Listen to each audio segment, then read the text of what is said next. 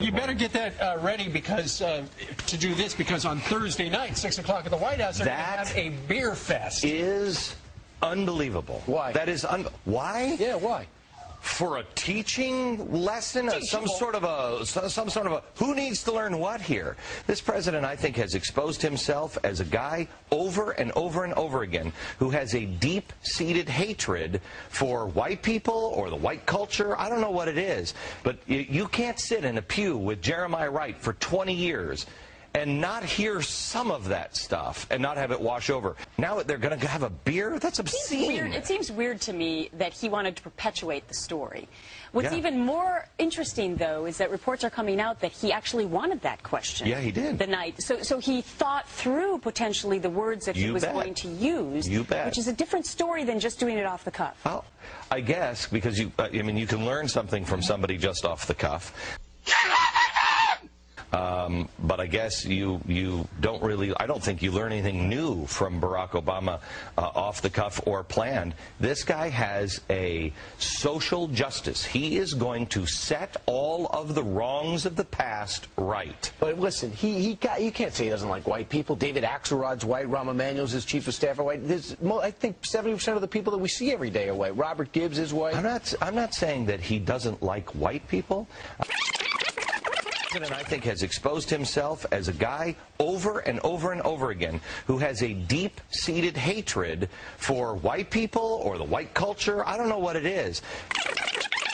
Is a problem. He has this guy is, I believe, a racist.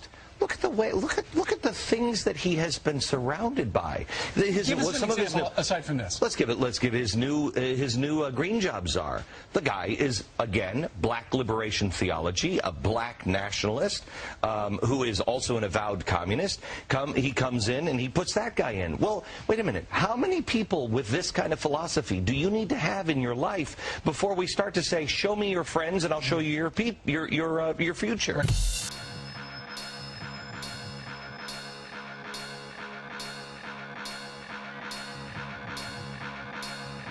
Welcome to the program. Thanks for being with us. Good to see you all.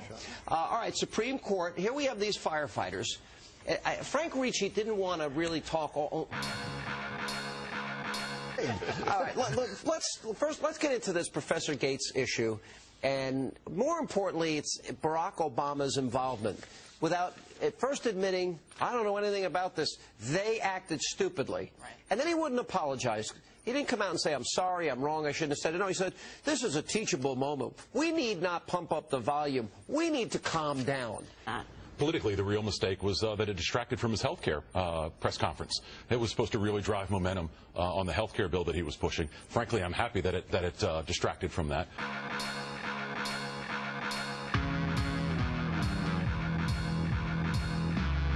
But it's really put a halt on that. And doing this meeting that they're talking about doing later this week or next week will really distract from that another 2 days. Let me take it a step further. We know that there are radicals on college campuses. Bill Ayers, Barack Obama's friend that he palled around with, he's still a teaching professor. You've got this idiot Ward Churchill, who I once debated. All right, he's another example. This guy here is one of the most prestigious colleges in the country, Harvard University, all right? It's supposed to be, you know, it's no Notre Dame, by the way, just in no way, shape, matter, or form. All right, but here's a guy that says in an interview back in '94, Malcolm X was talking about, well, first he said, "My mother hated white people." Malcolm X was talking about the white man was the devil and telling them off. It was great, and he laughs. And I'm thinking, why would Barack Obama, knowing that he said that at this point, because it's now public, why would he invite him to the White House? Sean, this is your favorite thing to do, is to pick out one statement that somebody made a long time ago and say... It wasn't that long ago. Say that, I don't care. Malcolm X was talking about white man is the devil, and he laughs. It was great. That's not his reputation. His reputation actually is somebody who is very good at working across racial lines, who works for racial reconciliation, and he's not, you know, I don't know what to say. I'll have to go back and look at that. He uses the N-word repeatedly. He's attacked Clarence Thomas in a pejorative way. He's attacked Newt Gingrich in a pejorative way. African Americans Republicans who have a problem with Clarence Thomas. I don't think that that's a news flash. I mean, I think that this is a respected professor, and I don't think there's any reason you're trying to paint him as some crazy radical. It's like it's Sonia Sotomayor, a white Latina woman. It's, you know, it's okay for Barack Obama. He can hang out with Jeremiah Wright. People don't respond to it. I don't understand the double standard.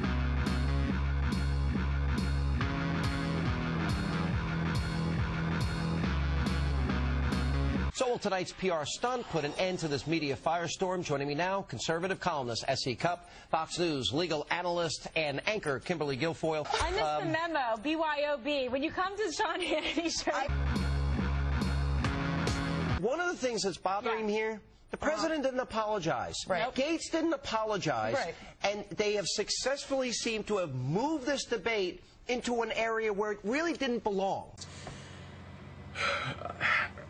It just comes off as some goofy Saturday Night Live skit that just wasn't very funny. Pretty silly. It was just awkward, Yeah. and then last minute they let Joe Biden come, so someone had to run. Right. Hey, go get Joe a brew. You know, it's just very strange. All right, why couldn't the president, from the very beginning, once he realized, uh-oh, I stepped in it here, why didn't he just do the smart thing? You know what? I'm sorry. I want to apologize to all the people involved in the case. I want to apologize to the police. I didn't know the facts. I spoke too early, and end it.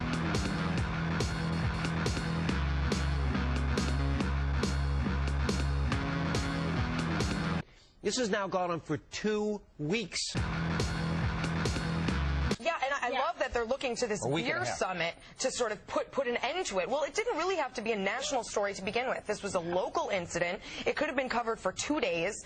And instead, the president chose during a primetime address to make it an issue of race and national importance.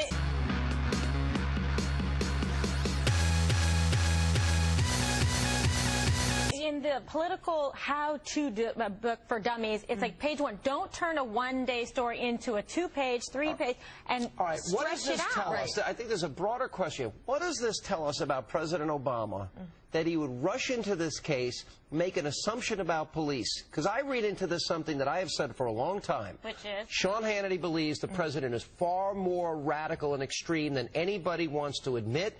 I think he convinced the American people he's somebody that he's not. I think his radical associations prove this. Do you see this shows anything about Obama that most people won't say? Oh, I think a lot of things. Oh, actually. yeah. I think, and I wrote about this in Politico this week, it looks like the Chicago way is alive and well in the White House. Yeah. He gets up, stands up for his buddy, throws cops under the bus, makes a racial issue out of a non-issue, a miscommunication at worst. I mean, it wasn't very dignified. Does the president, in your view, have any issues about race? Oh, I think he does, but I think he also wants to be a popular president. I don't think he wants to get into too much trouble. So I thought he thought he was saying something kind of, you know, incidental. Do you think he has issues with race? You know, what disturbed me is this statement, the way he conducted himself, really suggests that he does. So there you have it. Apparently Obama is a racist of some sort, but then at the same time Hannity can bitch about it in affirmative action. Mind you, the first one was about affirmative action. So Hannity, a white man, had on 3 other white people to talk about it. And then for the Obama Gates case, Hannity, a white man, had 3 other white people on to talk about it. And then another follow-up on the beer summit is Hannity, a white guy, with 2 other white people to talk about it. Now, mind you, except for that last clip, the first 2, there was a liberal involved in each of those. And that one lady actually made some great points and kind of pwned him, if you ask me. But the fact is that if you're talking about these kind of issues and your news channel goes by the slogan fair and balanced, you should probably have someone affected by those issues. You realize that when a bunch of white people get together and bitch about how a black man is racist, it just comes off as abso-fucking-lutely retarded. But of course, maybe that's what you're going for, because your audience is abso-fucking-lutely retarded. Obama, to me, is as much of a racist as I am, and that's not at all. Jesus Christ. I have not seen any evidence that makes me think that Obama is a racist in any way, so I'm not going to presume that he is, just because, you know, don't get me wrong, I've had my disagreements with Obama already, with many, many things. And he's been a hypocrite about some things, and I'll call him out on that. He's not like, I don't worship Obama. I always get called Obama worshiper. No. I don't worship anybody, motherfucker. You worship me. Coctopus out.